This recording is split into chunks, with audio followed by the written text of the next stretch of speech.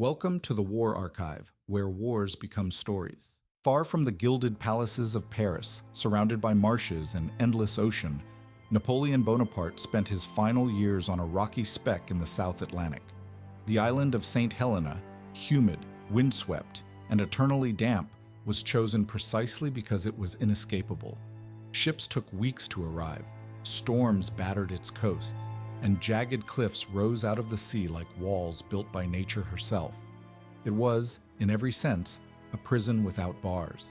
Here, a man who had once dominated Europe, who had dictated the fate of kings and redrawn maps with a stroke of his pen, was confined to a crumbling estate known as Longwood House.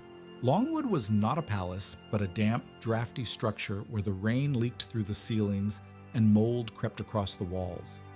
The Emperor of the French, once accustomed to chandeliers and marble halls, now endured creaking floorboards, low ceilings, and furniture unfit for a man who had commanded empires. He wrapped himself in shawls to keep warm against the chill, his health deteriorating under the climate's constant assault. Those who saw him in these years remarked that he seemed older than his 50 years, his body swollen, his once piercing eyes dimmed, but his presence, his aura, was undiminished. Napoleon's days became a pattern of quiet exile.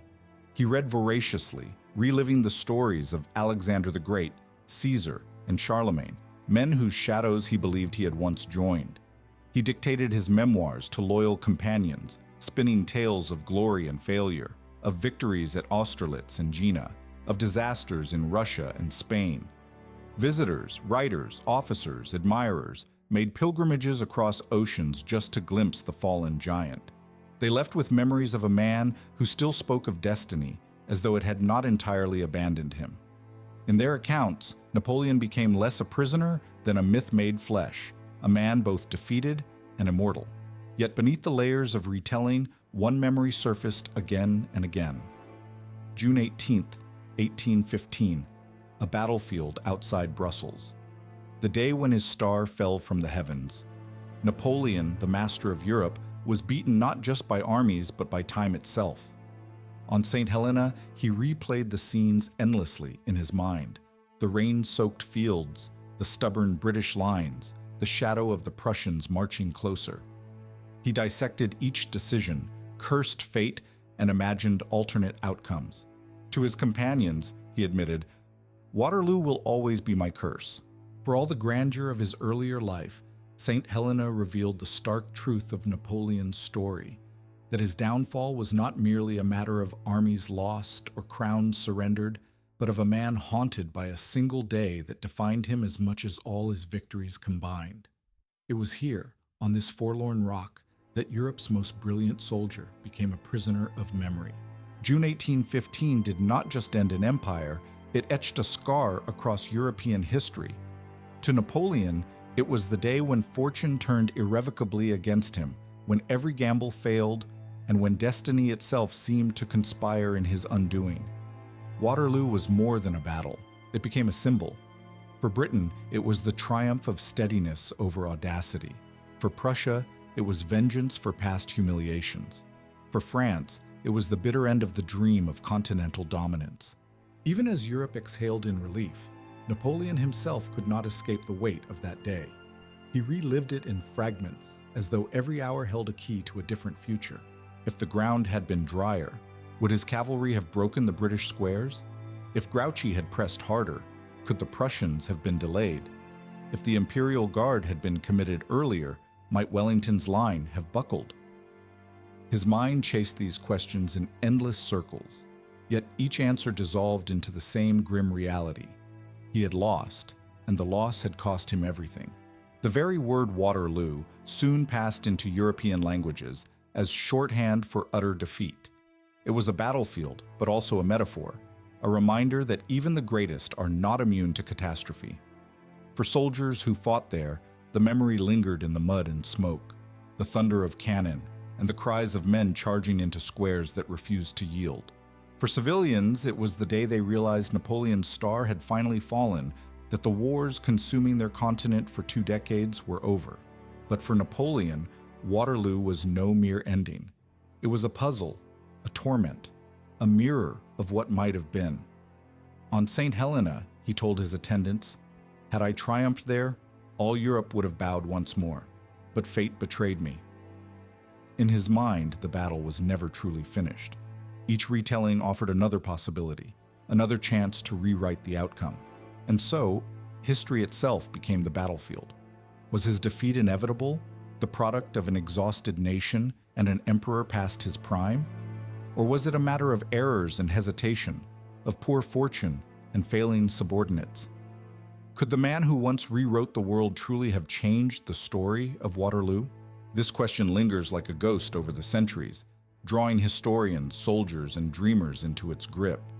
For if Napoleon, whose will had toppled monarchies and whose armies had marched from Lisbon to Moscow, could fall in a single day, then perhaps greatness itself is more fragile than we believe. Only a year before his exile to St. Helena, Napoleon had staged one of the most astonishing comebacks in history. In March 1815, he slipped away from the island of Elba, where the Allies had sent him after his first abdication. His escape was almost theatrical. A handful of ships, a few hundred men, and a gamble that France still remembered him as more than a fallen tyrant. When he landed on the southern coast of France, the nation held its breath. The Bourbons, restored by the Allies, had failed to inspire loyalty. Louis XVIII's reign seemed clumsy, a restoration out of tune with the revolutionary fervor still smoldering in the hearts of Frenchmen. Taxes were heavy, resentment lingered, and the veterans of Napoleon's wars, still proud, still restless, felt cheated of the glory they had once carried across Europe. As Napoleon marched north, the government branded him a criminal and dispatched soldiers to arrest him. Yet when he confronted them, he did not raise his weapon. He simply opened his coat and declared, "Here I am. Kill your emperor, if you wish." The soldiers who had once sworn loyalty to the Bourbons fell silent. Then came cheers. "Vive l'Empereur!" The king's troops became Napoleon's troops, and with every step his legend swelled. By the time he reached Paris, the capital erupted in celebration. Veterans of Austerlitz and Jena, peasants and townsfolk alike, poured into the streets to see him. They were not welcoming a man. They were welcoming an era, a living memory of France's dominance. For a fleeting moment, it felt as though the empire had been restored by sheer willpower. The 100 Days had begun, but Europe was not idle. Across the continent, monarchs and ministers read the news with dread. To them, Napoleon was not a hero, but a nightmare reborn. They remembered his relentless campaigns, the upheavals he had unleashed, the kings he had humbled. Instantly, the Seventh Coalition was forged. Britain, Prussia, Austria, Russia, all vowed to crush him once and for all. France erupted in feverish preparation. Napoleon moved with urgency, aware that time was his most dangerous enemy. He reorganized the army, called upon veterans, and inspired them with visions of one last triumph. Yet beneath the thunder of cheers, cracks remained. The French people were weary after decades of war, their fields scarred, their sons buried across Europe. France's allies from earlier years were gone. He stood alone, facing a world united against him. Still, Napoleon believed in momentum, in the power of audacity. He had gambled before, at Marengo, at Ulm, at Austerlitz, and fortune had rewarded him. He believed fortune might do so again. As his army gathered, he told his marshals, "We will strike before the coalition is ready. We must separate our enemies, defeat them in detail, and once more dictate the peace of Europe." It was a plan worthy of the emperor. Yet destiny, waiting at a small Belgian town called Waterloo, had other designs. By June 1815, the stage for destiny was set. Napoleon's army, the reborn Grande Armée, stood at roughly 72,000 strong. It was not the vast host he had once commanded when marching into Russia, but it was forged from hardened veterans and eager conscripts. Among them were men who had followed him from Italy to Egypt, from Austerlitz to the gates of Moscow, scarred yet unbroken. Their loyalty was more than to France. It was to the man who had made them believe they were invincible. Napoleon's army was a balanced machine of war. 14,000 cavalry provided shock and maneuver, and nearly 250 cannon gave him more artillery than his foes combined.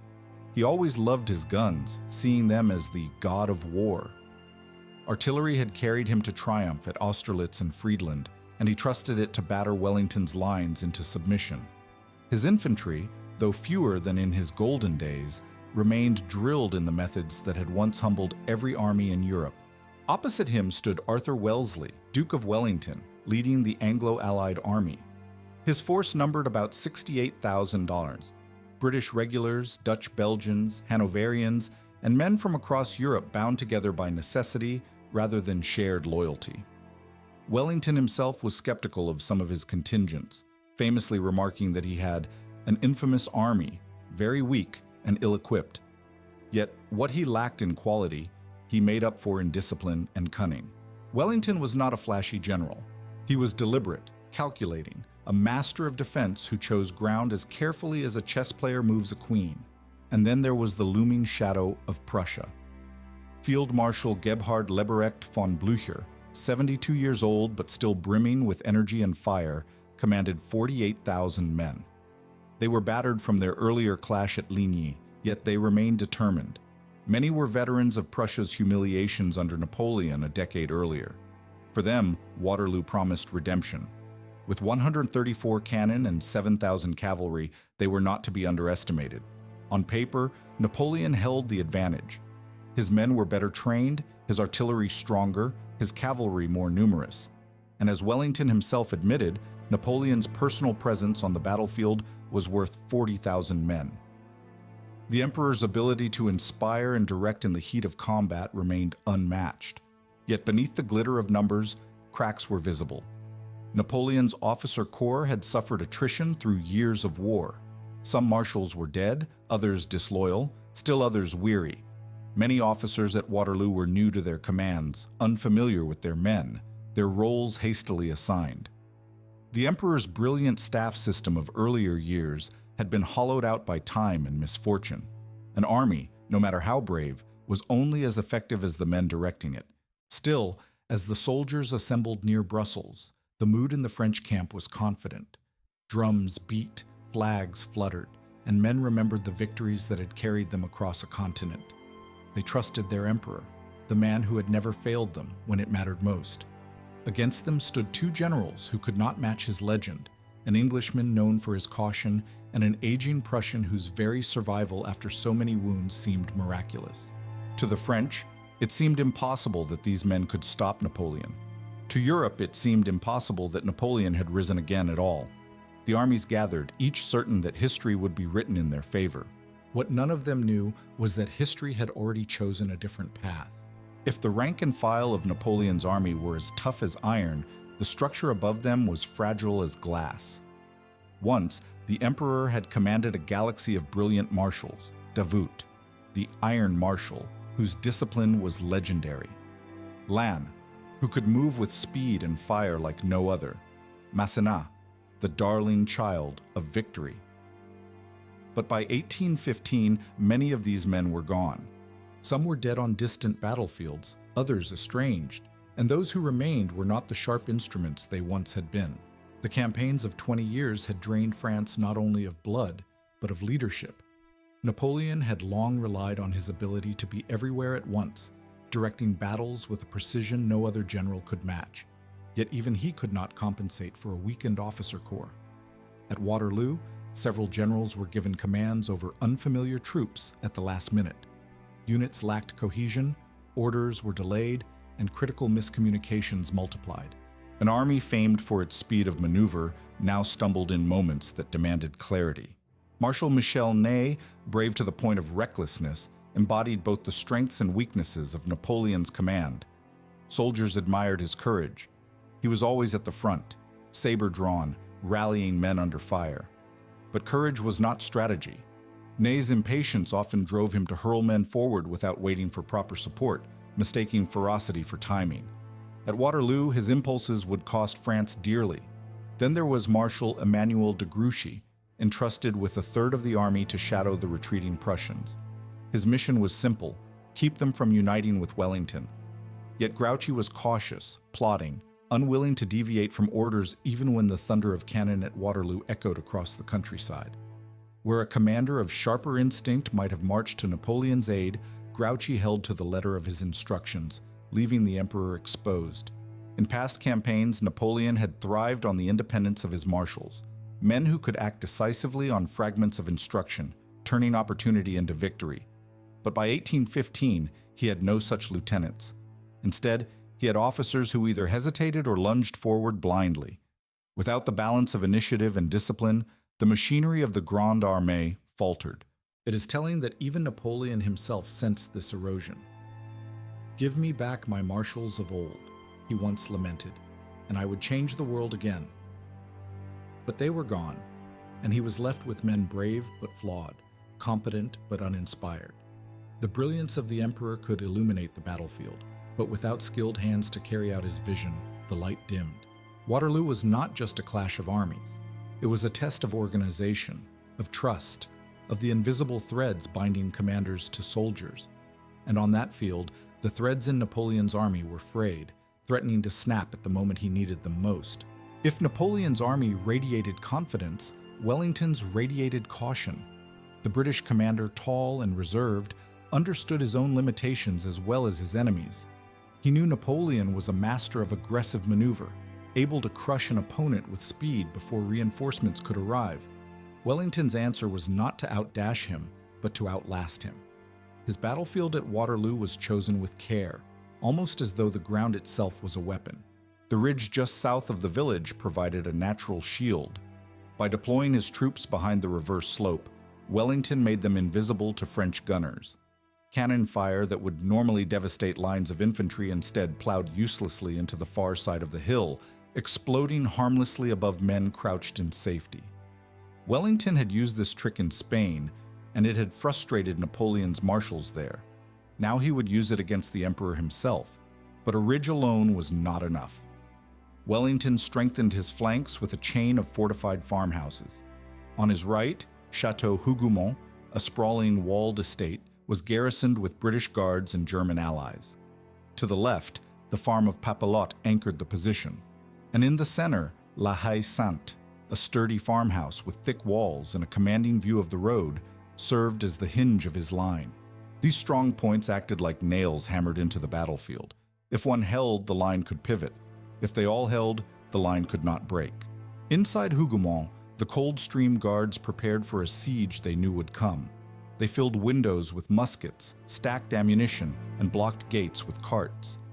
At La Haye Sainte, German riflemen, veterans of the King's German Legion, loaded their Baker rifles, weapons with longer range and greater accuracy than most French muskets. They would soon make every advance costly. Wellington's army was a patchwork of nations. British regulars formed the backbone, but Dutch, Belgian, and Hanoverian troops filled the ranks. Many of these men were untested, some even uncertain of their loyalties. Wellington knew this and relied heavily on his British veterans to stiffen the line. Yet he also had faith in the resilience of his defensive positions. He did not need brilliance from every soldier. He needed stubbornness, and the ground itself would do much of the work. To Napoleon, these farms seemed obstacles to be cleared before the decisive blow could fall. To Wellington, they were anchors, and in that difference lay the shape of the coming battle. Napoleon sought a swift break in the enemy's center. Wellington intended to deny him that opening until Blücher's Prussians could arrive. Thus, on the eve of battle, two men stared across the sodden fields. One believed the morrow would bring him a final triumph. The other believed that if he endured just long enough, history would break his way. Between them lay the farms, the ridge, and the fate of Europe. On the evening of June 17th, the heavens opened. Sheets of rain hammered the fields of Waterloo, turning the rolling farmland into a sea of mud. What had been firm earth became treacherous ground where boots sank, wheels stuck fast, and horses floundered. For the weary soldiers of both armies, the downpour was a misery beyond measure. French infantry huddled under soaked greatcoats, their powder dangerously damp, their uniforms clinging to their bodies. The cavalry, proud in their polished cuirasses and plumed helmets, sat slumped in their saddles, their chargers shivering under the cold torrent. Even Napoleon, who once thrived on the energy of the bivouac, retired early, plagued by a gnawing pain in his stomach that some claimed dulled his usual brilliance. Around him, staff officers debated whether to attack at once or wait for the ground to dry. Across the field, Wellington's men endured no better. British redcoats and their Dutch and German allies crouched behind hedgerows, muskets wrapped in oilcloth to preserve their fire. Fires sputtered uselessly in the rain, leaving men cold and hungry. Yet for Wellington, the storm was a blessing. Every hour the French delayed meant the Prussians had more time to march to his aid. He accepted the suffering, knowing that patience, not valor, might decide the battle. The rain had another effect. It silenced the field. Where one might have expected the usual sounds of a camp, singing, laughter, boasts, there was only the steady drumming of water and the distant roll of thunder. Soldiers lay awake in the mud, staring at a black sky, wondering whether tomorrow would be their last sunrise. Some wrote hurried letters by candlelight, ink smudging on damp paper. Others muttered prayers. Veterans of past campaigns tried to sleep, but the younger recruits trembled, imagining the clash to come. When dawn broke on June 18th, the field was shrouded in mist. The ground was still sodden, pools of water glistening in the hollows. Napoleon waited. His guns, his beloved artillery, could not be dragged effectively across the mire. Cavalry charges would falter in the muck, hooves losing their deadly momentum. And so, he postponed the attack until midday, gambling that a few hours of drying sun would tip the balance back in his favor. But time, that eternal enemy of generals, was slipping through his fingers. With every hour's delay, Blücher's battered Prussians marched closer. Napoleon knew they were out there, bloodied but not broken after Ligny, moving with the desperation of men seeking revenge. He counted on Marshal Grouchy to hold them at bay, yet he could not know whether Grouchy was succeeding, or whether the thunder echoing in the distance was merely the storm or the drums of the approaching Prussian host. Thus, the morning of Waterloo dawned not with a roar, but with a hush, a tense, waterlogged silence. The soldiers stood ready, muskets loaded, cannon positioned, hearts pounding. The storm had passed, but its shadow lingered in the mud beneath their boots, a reminder that even before the first shot was fired, the battle had already been shaped by the hand of nature. When the cannons finally thundered around noon, the opening act of the battle was not the grand assault Napoleon envisioned, but a struggle for a single estate, Hougoumont. The walled chateau, orchards, and gardens on Wellington's right flank became the scene of one of the most savage small-scale fights of the entire Napoleonic Wars. Napoleon had intended the attack to be a diversion, a feint designed to draw Wellington's reserves away from the center. Yet as the French columns advanced across the muddy fields, the fight took on a life of its own. Waves of French infantry surged against the gates and walls, musket fire cracking from every window and loophole. The guards inside, British and German soldiers, stood their ground with grim determination. They poured volleys into the attackers, and when the French broke through the gates in one desperate rush, the defenders slammed them shut behind them, trapping their enemies in a deadly pocket where they were cut down almost to the last man. Smoke rose from the orchards as the French pressed again and again.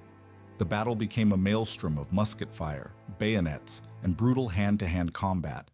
The chateau itself was soon aflame, black smoke billowing into the sky as defenders and attackers fought among the burning timbers. For hours, the French threw brigade after brigade into the inferno, convinced they could tear open Wellington's right. Yet the defenders, despite being outnumbered, clung to the ruins like men possessed. Inside, the Coldstream Guards fought room to room. One account describes soldiers loading muskets while standing ankle-deep in spent cartridges, the walls trembling with each cannonball that struck. Outside, bodies piled in the gardens, men cut down among the hedges and trees that had once sheltered peaceful farmers. What was meant to be a preliminary skirmish consumed thousands of lives, and crucially, it failed in its purpose. Wellington never weakened his center to reinforce Hougoumont. He had intended the chateau to act as an anchor, and it did so magnificently. Instead of drawing reserves, it drained French strength, swallowing men and time in an unrelenting struggle. Napoleon, watching from afar, believed victory was inevitable if pressure was maintained. But as hour followed bloody hour, Hougoumont became less a stepping stone than a pit, absorbing the best efforts of his soldiers, while the true decisive points of the battlefield remained untouched. Later, Wellington himself would reflect, "The success of the battle turned upon the closing of the gates at Hougoumont. In that single act, slamming shut the heavy wooden doors and trapping the French attackers inside, lay the hinge of Waterloo. What began as a feint had become a furnace, where courage and desperation clashed in equal measure, and where the seeds of Napoleon's undoing were quietly being sown." While the fields around Hougoumont boiled with musket fire, another shadow crept closer, one that Napoleon dreaded more than any farmhouse or British square. To the east, beyond the ridges and forests, Blücher's Prussian army was on the march. After their defeat at Ligny 2 days earlier, the Prussians had every reason to retreat far from the battlefield. Bloodied, disorganized, and exhausted, they might have been expected to withdraw eastward and lick their wounds. Yet Blücher, battered and bruised after being crushed beneath his horse at Ligny, refused to abandon the fight. His spirit, stubborn, fiery, almost reckless, drove his men forward. "Forward! Always forward!" he urged, and his soldiers obeyed, limping, bleeding, but determined to return to the fray. For them, Waterloo was not just another battle, it was vengeance. Napoleon had entrusted Marshal Grouchy with 34,000 men to keep the Prussians away. His task was simple: shadow their movements, delay them, prevent them from joining Wellington. Yet Grouchy's plodding advance lacked urgency. When the sounds of cannon thundered from the direction of Waterloo, his officers urged him to march to the battlefield. He refused. He had orders to pursue the Prussians, and he would follow them to the letter. Thus, while Grouchy skirmished with a small rear guard, the main Prussian army pressed westward, unopposed. By early afternoon on June 18th, the leading Prussian corps began to emerge through the wooded valleys near Plancenoit, less than 2 miles from Napoleon's flank. French pickets spotted them first, dark columns stretching across the horizon, banners fluttering, drums beating. For Napoleon, the sight was a nightmare.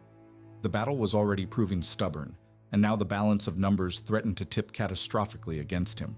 A desperate message was sent to Grouchy, urging him to march back at once. But Grouchy never came.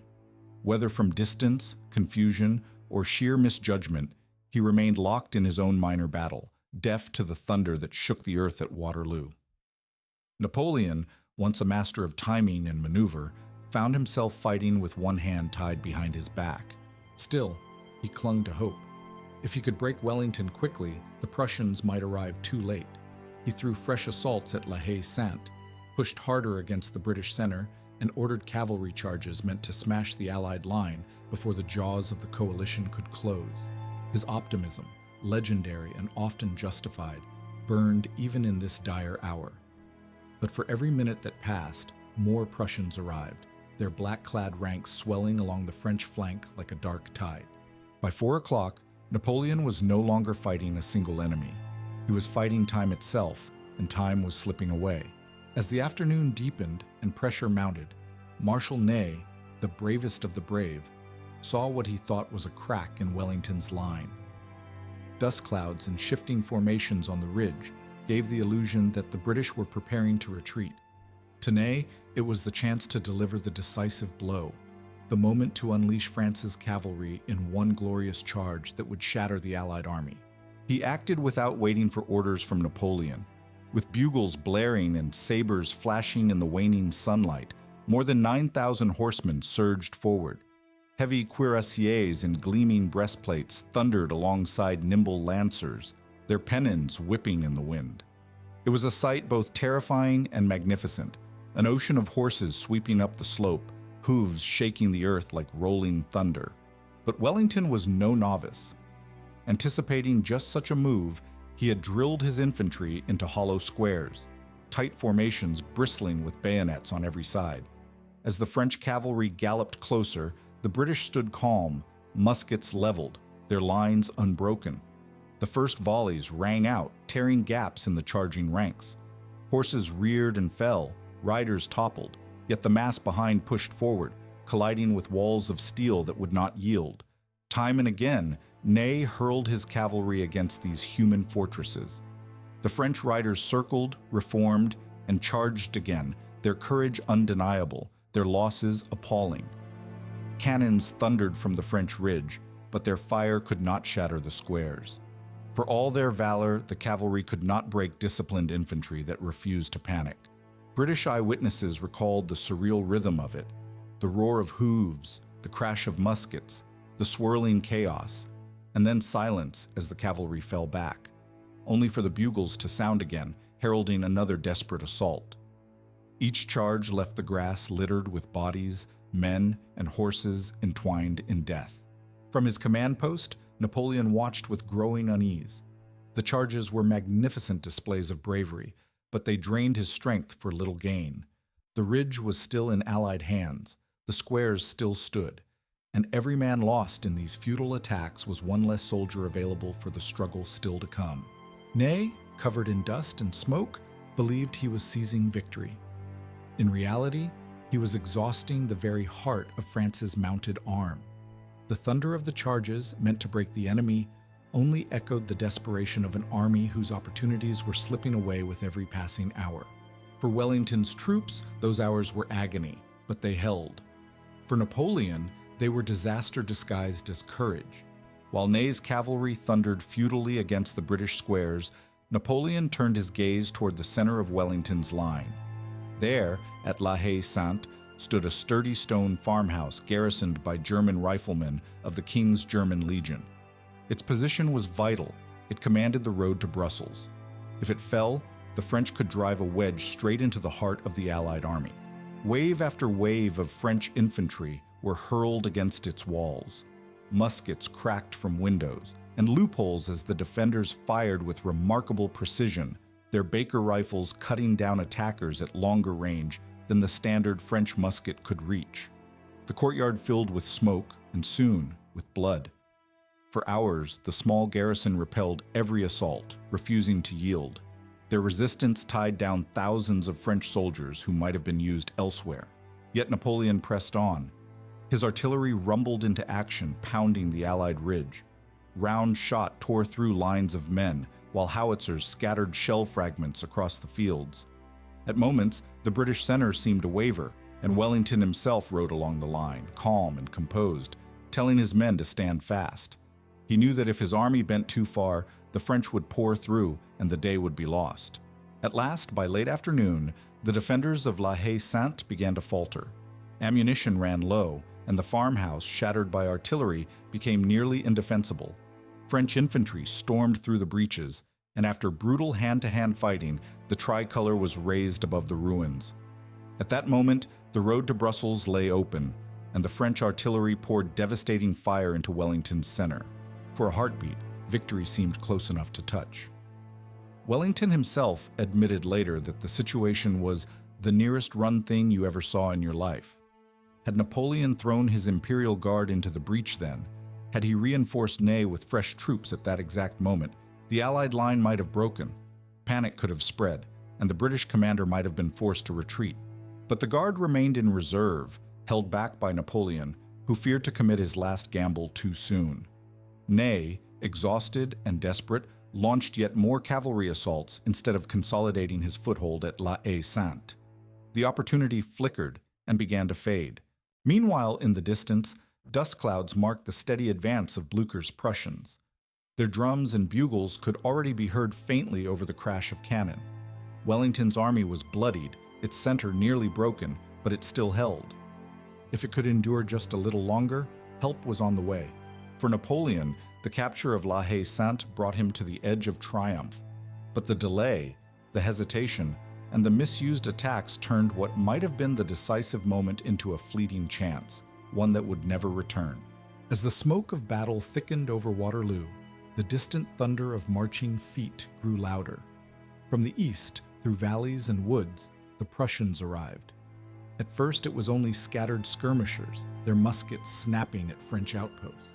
Then came entire battalions, black-coated lines pushing steadily forward, their bayonets glinting in the late afternoon light. For Napoleon, this was the moment he had dreaded since dawn. He had counted on Marshal Grouchy to hold them back, to keep them far from the battlefield. But Grouchy never came. Instead, Blücher brought with him tens of thousands of men, wounded, exhausted, but burning with resolve. Defeated at Ligny, they had marched for revenge, and now their fury fell upon the emperor's right flank.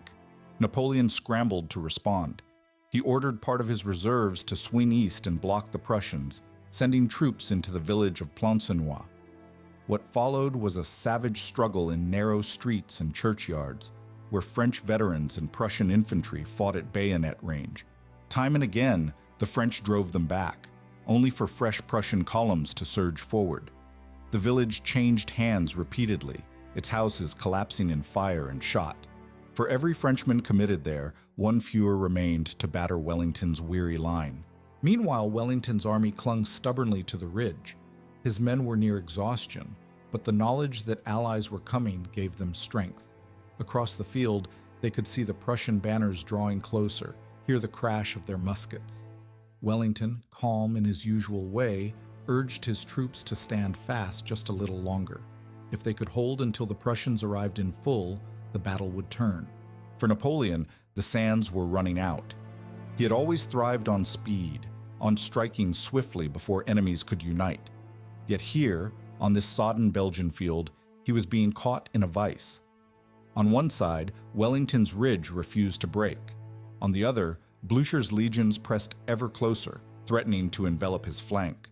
Still, he refused to despair. At 6 o'clock, with smoke drifting like a shroud across the battlefield, Napoleon believed there was yet one chance left. If he could shatter Wellington before the Prussians fully engaged, victory might still be his. The fate of Europe hung in the balance, suspended on a knife edge between triumph and ruin. But as the day bled into evening, that knife edge tilted, and not in the emperor's favor. Evening descended on Waterloo like a veil of smoke and blood. The battle had raged for hours, the French army battered yet unbroken, the Allies clinging desperately to the ridge. And now, with Prussians pouring into Plancenoit and Ney's cavalry spent, Napoleon turned to his final card, the Imperial Guard. These were not ordinary soldiers. The Guard was the very soul of the Grande Armée, men who had marched with Napoleon across Europe, veterans of 100 fields, cloaked in an aura of invincibility. Their tall bearskin hats, polished muskets, and impeccable discipline inspired awe wherever they marched. To French soldiers, they were the embodiment of hope. To the Allies, they were the specter of doom. When the Guard moved, it was said, victory followed. Around 7:30 in the evening, as the sun dipped behind the clouds, their drums began to roll. Columns of the Guard advanced up the slope toward Wellington's battered center. The field, strewn with corpses and churned by cannon, seemed to part before them. French soldiers on either side shouted encouragement, "Vive la Garde! Vive l'Empereur!" For a brief moment, the old magic returned. Men who had faltered earlier straightened their backs, believing the Guard would sweep all before them. Wellington's line wavered. He had held back his last reserves, knowing the decisive moment would come. As the Guard marched with unflinching precision into musket range, British regiments hidden behind the crest suddenly rose and unleashed volleys at point-blank range.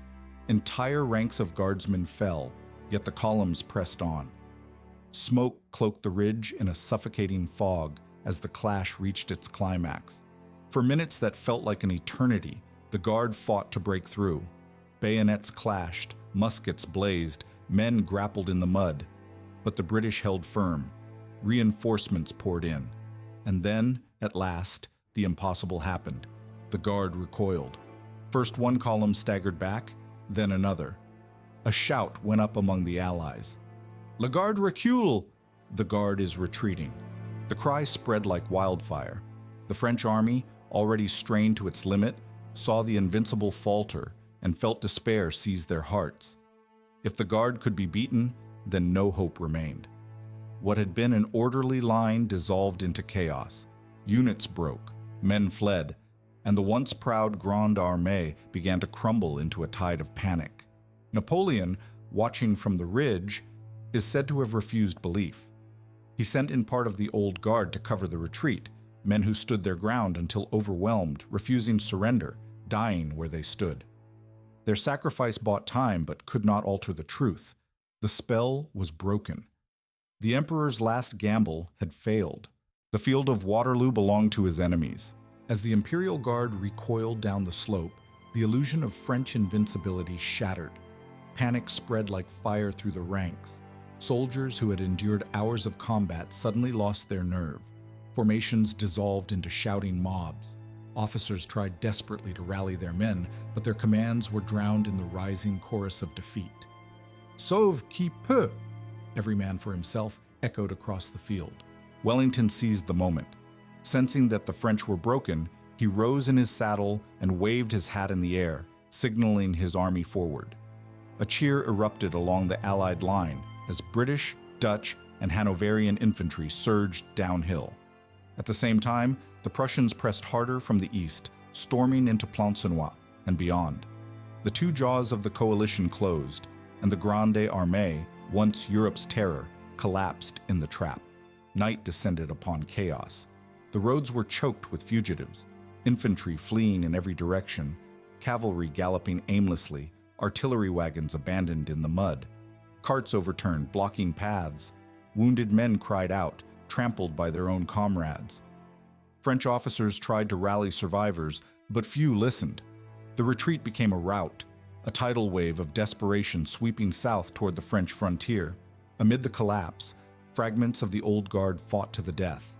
Formed into squares, they stood defiantly against overwhelming odds, refusing surrender even as Allied cannon tore through their ranks. The Guard dies, it does not surrender, legend claimed, though the exact words may never have been spoken. Yet in spirit, it was true. These veterans fell where they stood, holding their honor as the army disintegrated around them. Napoleon himself tried to stem the tide. He rode among the fugitives, calling on them to stand, to remember their emperor. But the sight of the Guard in retreat had already broken their will. For the first time in his career, the emperor's presence was not enough. The spell was gone, and with it, the army's faith. By 9 o'clock, the field was in Allied hands. Fires smoldered in the ruins of Hougoumont and la Haye Sainte. The moans of thousands of wounded men drifted through the darkness, mingling with the tramp of Allied soldiers securing the ground. The mud, once churned by charging cavalry, was now soaked in blood. Napoleon withdrew with what fragments he could gather, slipping away into the night. Behind him, the wreck of his last army lay strewn across the fields of Waterloo. In one day, the dream of restoring his empire had disintegrated. The man who had once reshaped Europe now rode into the shadows, carrying with him the bitter knowledge that his final gamble had ended in ruin. In the days that followed Waterloo, the thunder of cannon faded into whispers of disbelief. News traveled swiftly. Napoleon had been defeated. The man who once seemed untouchable, the general who had bent kings and emperors to his will, had been beaten in open battle. France reeled. Some refused to believe it, clinging to rumors that the emperor was already raising another army. But the reality was undeniable. The Grande Armée was shattered, and the Allies were advancing on Paris. Napoleon arrived in the capital exhausted, cloaked not in triumph but in silence. Crowds gathered to see him, as they always had, but the cries of "Vive l'Empereur" were fewer, more hesitant, tinged with fear. The Chamber of Deputies, no longer awed by his presence, demanded his abdication. Even his once loyal marshals advised surrender, convinced that to continue fighting would bring only ruin upon France. On June 22, 1815, Napoleon bowed to the inevitable. He abdicated in favor of his young son, the King of Rome, though the Allies would never recognize the boy's claim. "My political life is finished," he declared, a statement as heavy as it was final. For a man who had always believed destiny bent to his will, it was a moment of crushing clarity. He considered escape, perhaps to America, where a new life might await, or to the Middle East, where adventure still beckoned. Ships were prepared, plans whispered, but the British fleet ruled the seas. Every harbor was watched, every path blocked. The Emperor of the French, who once dictated the movement of nations, now found himself caged by circumstance. Finally, Napoleon surrendered himself to the British, believing that the nation of Wellington, though his enemy, would treat him with honor. Perhaps he even imagined living out his days in an English country house, a defeated general, but still a man of stature. Instead, the British chose exile to St. Helena, a lonely rock in the Atlantic, thousands of miles from Europe. Remote, windswept, and inhospitable, it was chosen precisely because escape was unthinkable. Thus ended the 100 Days. In a span of little more than 3 months, Napoleon had risen from exile, rallied a nation, shaken the thrones of Europe, and gambled everything on a single battle. For a brief moment, he had seemed to defy fate itself. And then, with the smoke of Waterloo, it was gone. When he boarded the British ship Bellerophon to begin his voyage into oblivion, witnesses noted his calm demeanor, even a touch of dignity. Yet behind his measured words, he surely understood. This was not just the end of a campaign, but the end of an age. Europe had closed its doors to him forever. With the dust of Waterloo settled and the empire reduced to ashes, the haunting question remained: could Napoleon have won?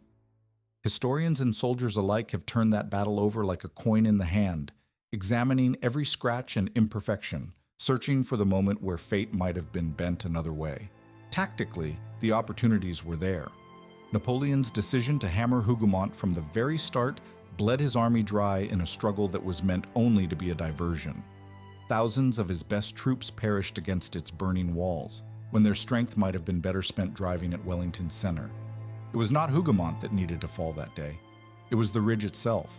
Then came Marshal Ney's reckless cavalry charges, a spectacle of bravery but a calamity of judgment.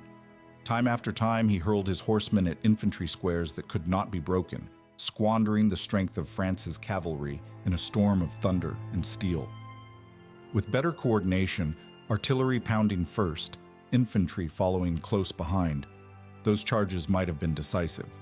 Instead, they became a monument to wasted valor, and grouchy, faithful, obedient, but disastrously rigid. His task was to shadow the Prussians, to hold them at bay long enough for Napoleon to finish Wellington. Yet when the roar of cannon echoed from Waterloo, he did not march toward it.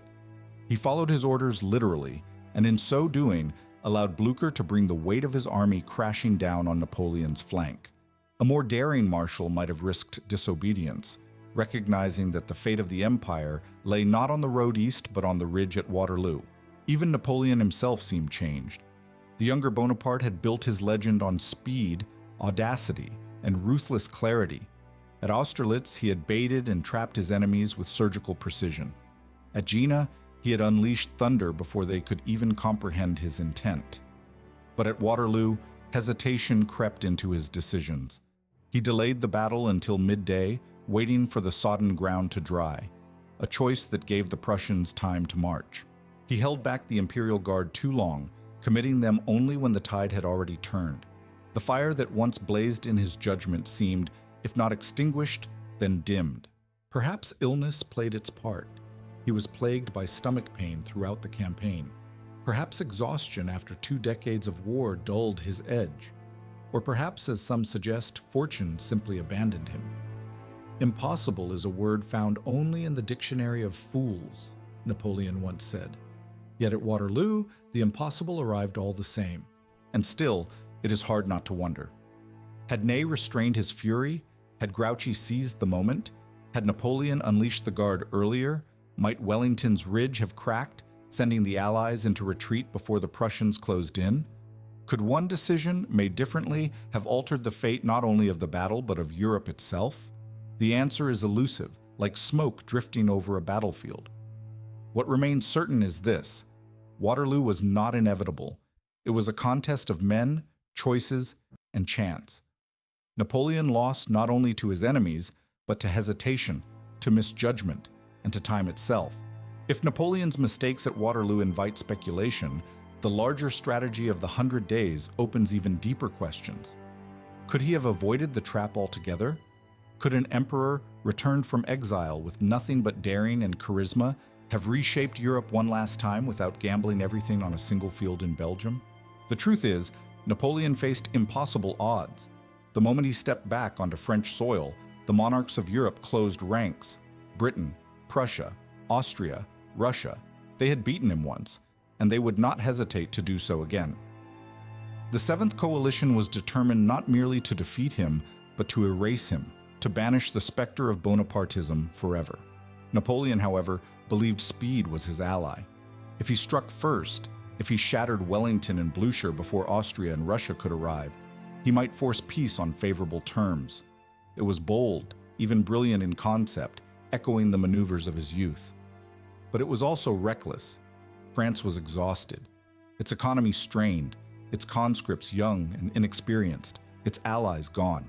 He was not the master of Europe he had once been.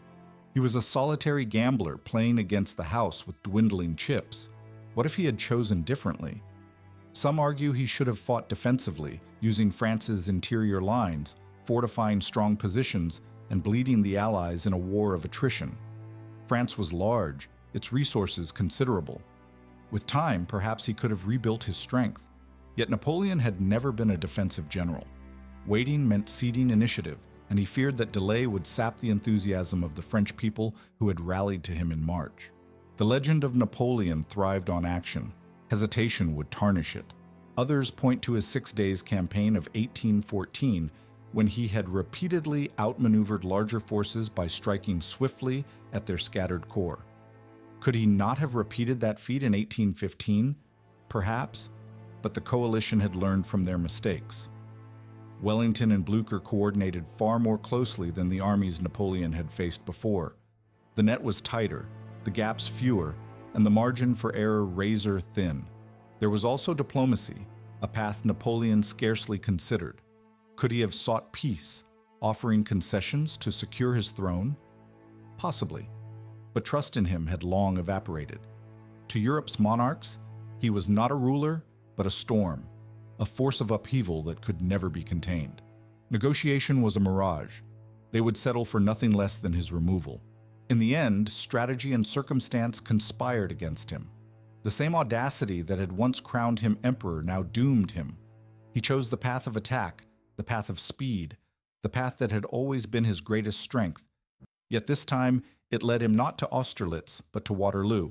If there is a lesson, it is this. Greatness often carries within it the seeds of downfall.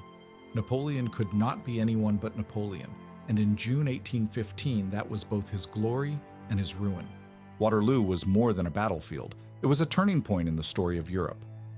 In a single day, Napoleon's dream of empire collapsed, and with it ended nearly 20 years of almost continuous war. The fields outside Brussels, littered with the bodies of some 50,000 dead and wounded, became a grave not only for men, but for an era. For France, the defeat meant humiliation and occupation. The tricolor, once carried triumphantly from Madrid to Moscow, now lay trampled in the mud. The monarchy was restored once again under Louis XVI, but it was a fragile settlement, resting uneasily on the memory of Napoleon's return. For the veterans who had followed the emperor through glory and disaster alike, Waterloo was a wound that never healed. Many refused to believe that fortune had deserted him. They told themselves it was betrayal, or bad luck, or sheer accident. To admit otherwise was to admit that their god of war had become mortal after all. For Britain, Waterloo became a national legend. Wellington, calm and resolute, was celebrated as the man who had finally broken Napoleon's spell. The name of the battle was etched into monuments, street names, and history books, cementing Britain's role as Europe's rising power. The Duke himself, modest in victory, famously called it a damn close-run thing, an admission that chance had played its part. For Prussia, the victory was vindication. Blücher, bruised but unbowed, had carried his men back into the fight and struck at the heart of the French army. The Prussian role ensured that Germany, too, could claim a place in the coalition's triumph, planting seeds of national pride that would grow in the decades ahead. And for the rest of Europe, Waterloo was relief, a sense that the long nightmare was finally over. The Congress of Vienna, which had already been redrawing the map before Napoleon's return, now proceeded with renewed determination to create a balance of power that would keep another Bonaparte from rising. Whether that balance brought peace or merely postponed the next storm is a question history would answer in its own time. But above all, Waterloo became a symbol. In language, it came to mean the ultimate defeat, the final reckoning that no brilliance could escape. It was not just a French loss.